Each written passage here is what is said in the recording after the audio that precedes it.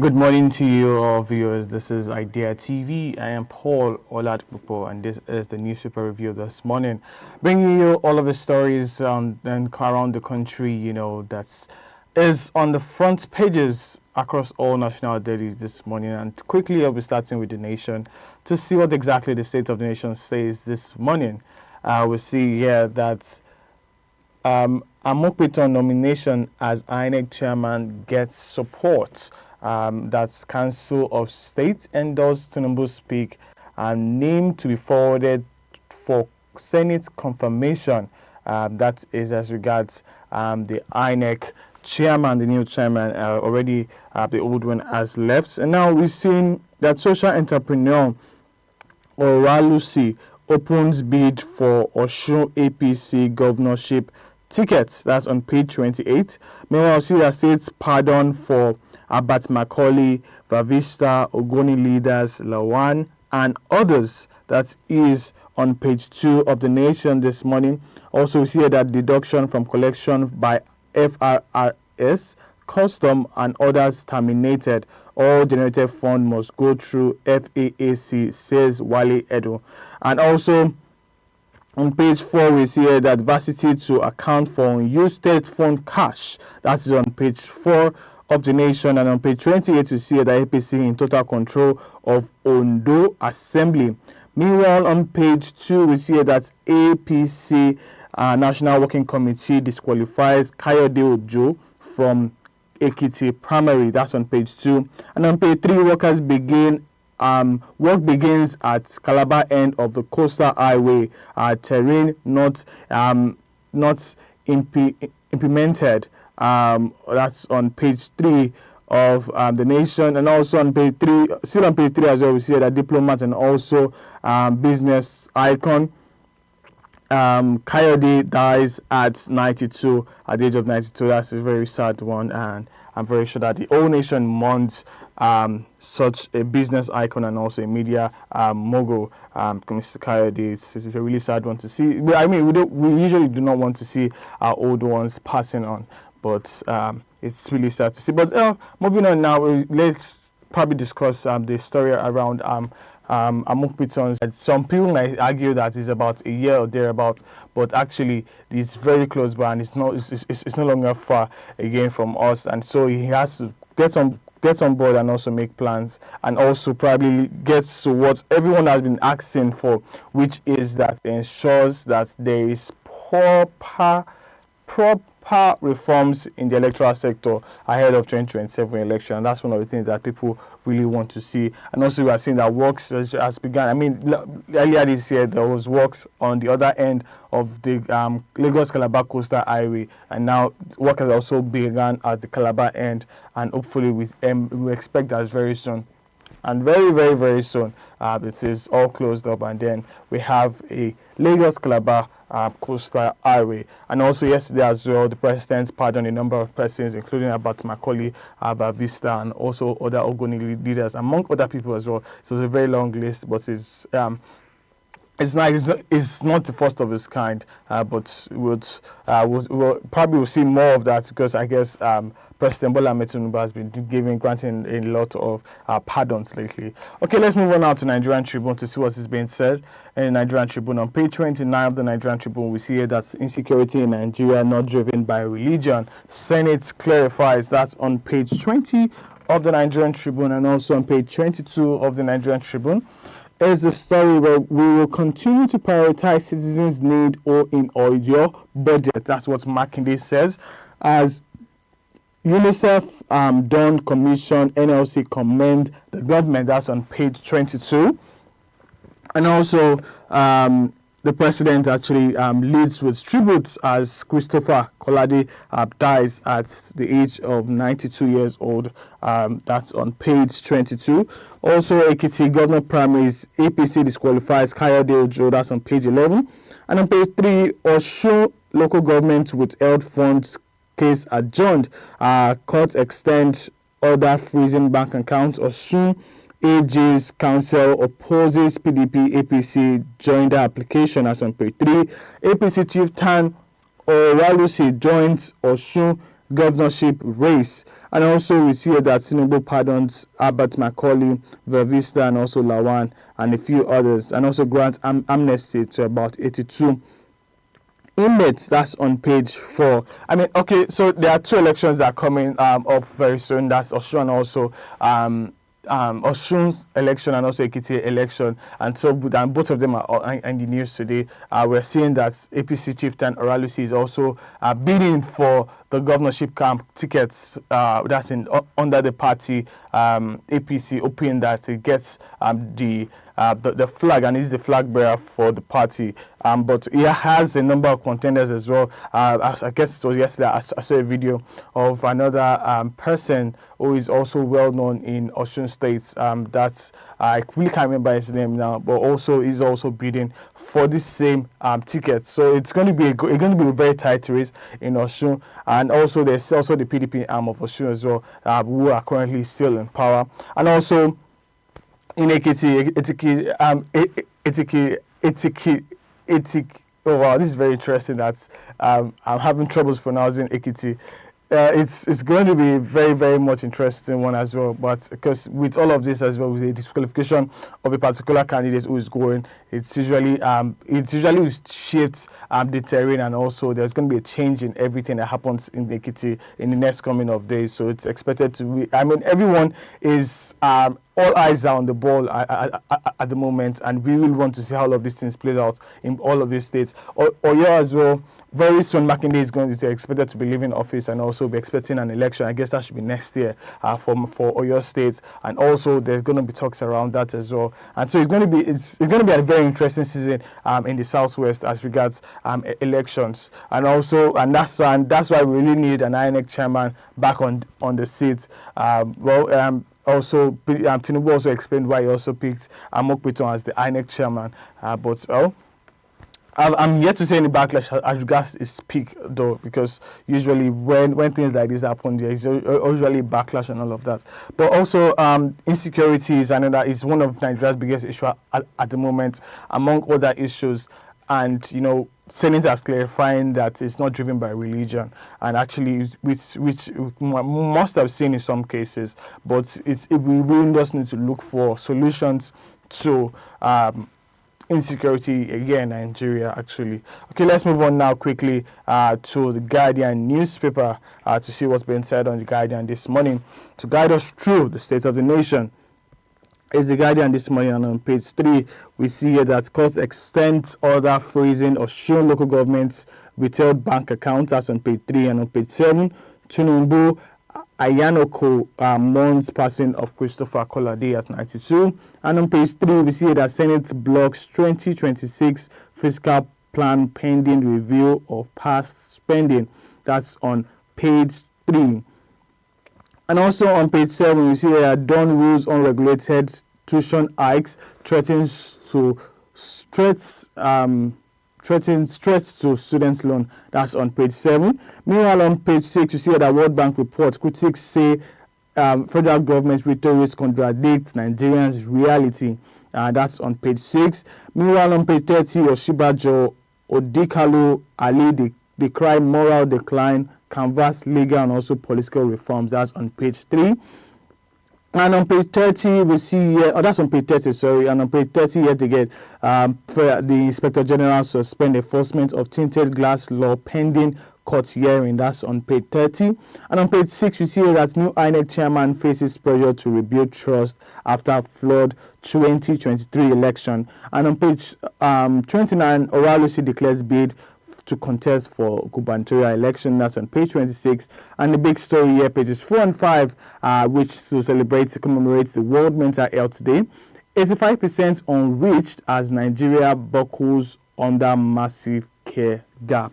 I guess this is a very, very interesting way to start on the Guardian. I mean, I literally said that the Guardian was going to guide us through, and also is also guiding us into the topic of today, and also a day that we're celebrating today, which is World Mental Health Day.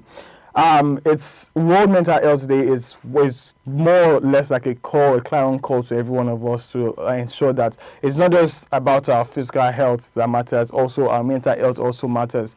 And all of them combined, actually, our mental health, our physical health, all both combined gives us the health that we deserve.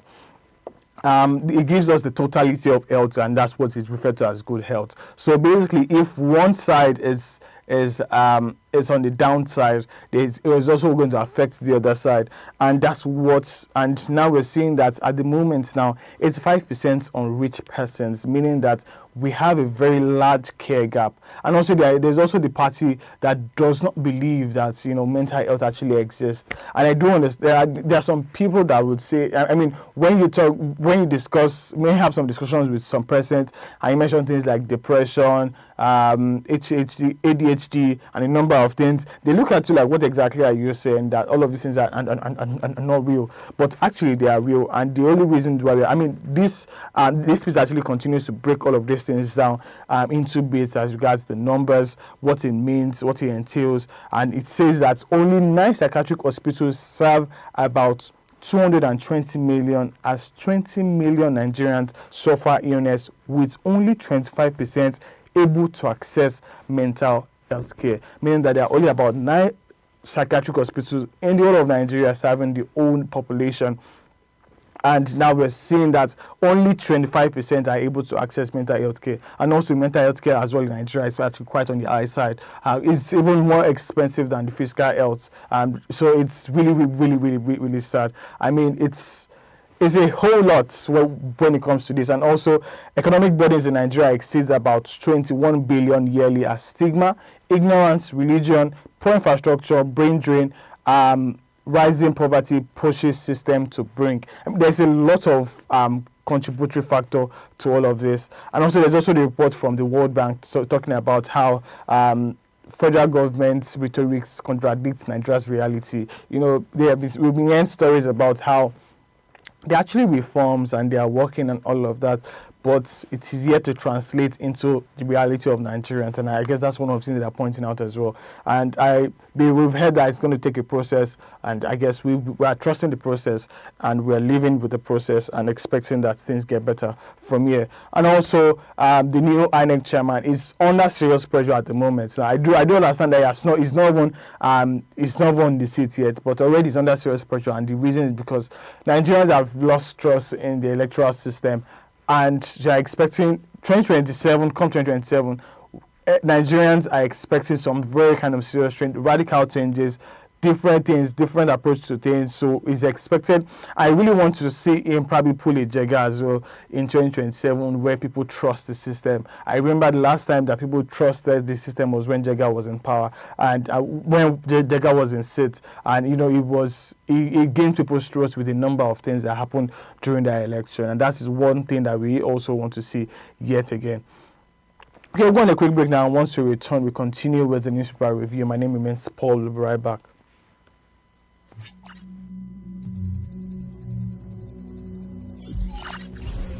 Robotic Process Automation, RPA. RPA is about automating repetitive tasks that typically require human intervention, whether it's processing invoices in the finance sector or automating customer service interactions. RPA is transforming how businesses operate. The benefit? Employees can focus on higher value tasks, while software bots handle the mundane stuff. However, RPA implementation comes with high upfront costs and requires maintenance. The RPA market is expected to grow from $1.89 billion in 2020 to $13.74 billion by 2028. But companies must balance automation with potential job losses.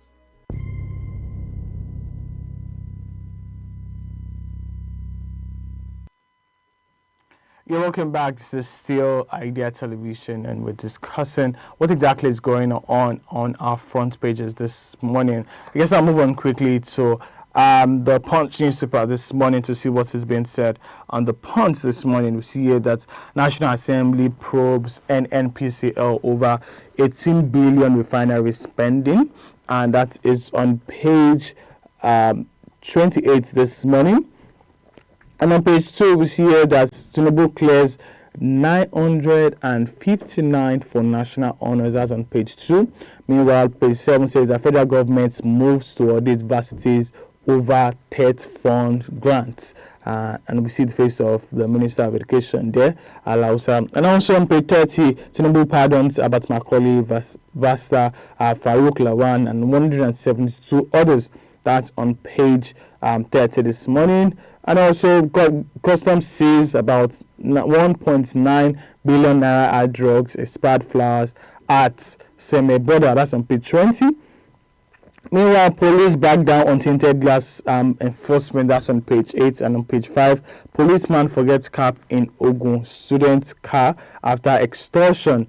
Meanwhile, on page 30, Tinubu and also mourns as Christopher Kolade dies at the age of 92. And on page 2, Mukpeton faces tough test as new INEC chair. Opposition warns against partisanship, demands urgent reforms. Tinubu and APC defend appointments and urge fairness and also credibility.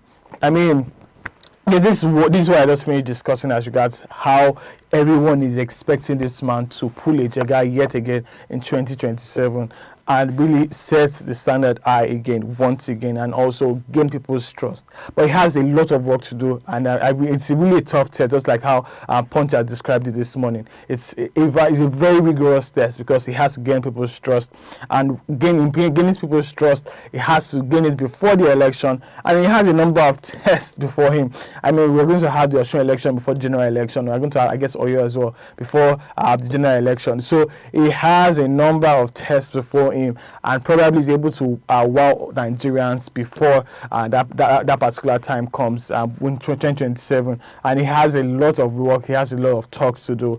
I really just wish him all of the best, and we are open for fairness and also credibility, and also open free and fair election. That is what we want, a true free and fair election. And again, I'll just touch quickly on the federal government trying to audit universities. I mean, there are a lot of grants that goes out of TED fund yearly, monthly, weekly, into spending of the universities here in Nigeria. And although I guess there have been talks around how usually all of these funds are not being used well and all of that, and that's why the 10th fund is now going to look into all of these things. How were the money, how were the grants given to you spent? How well did you spend it? What did you not spend? How did you spend it? Are things that are going to be checking and ensure that they actually spend it right. I guess spending it right is the main thing here at the end of the day, and that is what is going to happen very soon as regards. And also President Tinubu also declares about close to 1,000 persons for national honors, which is very great, seeing more people who deserve actually getting the accolades that they worked for. And also, our National Assembly is probing the NPPCL and NNPCL over about 18 billion US dollars refinery spending. And so, I mean, there has been a lot of spending, and then they start refining that it's working. And we need you to explain, and that's what the National Assembly is saying. I guess everyone is trying to hold everybody accountable now. If you are meant to do this, you should do it as well. If you said you're going to do this, you should be able to do it. And I guess that's what actually keeps us in check. There should be constant check back of the business. The media mogul Christopher Kolade dies at 82, and BREP probes 18 billion US dollars spent on refinery. And on page 13, APC disqualifies 2 Ekiti governorship aspirants and dissolves Enugu ESCO. That's on page 13.